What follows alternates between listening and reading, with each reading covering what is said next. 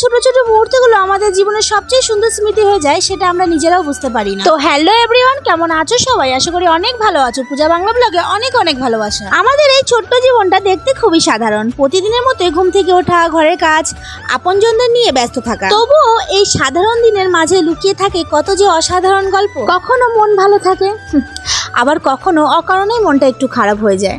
কখনো মনে হয় জীবনে এত কিছু করতে হবে, এত স্বপ্ন পূরণ করতে হবে, আবার কখনো মনে হয় এই যে আজকের দিনটা সুন্দরভাবে কেটে যাচ্ছে, এটাই বা কম কি। আমরা সবাই ভবিষ্যতের সুন্দর দিনের অপেক্ষা করি, কিন্তু আসলে সুখটা হয়তো ভবিষ্যতের নয়, এই মুহূর্তগুলোর মধ্যেই লুকিয়ে আছে।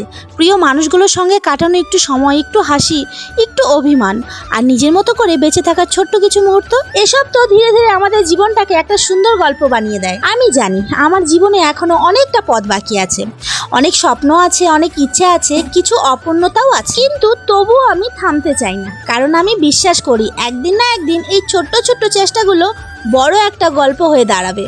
আর সেদিন ফিরে তাকিয়ে হয়তো মনে হবে জীবনটা নিখুঁত ছিল না। জীবনে কিছু একটা হওয়ার চেষ্টা করছি, জানি না কবে সফল হব, কিন্তু আশা ছাড়িনি। নিজের মতো করে প্রতিদিন একটু একটু করে চেষ্টা করে যাচ্ছি।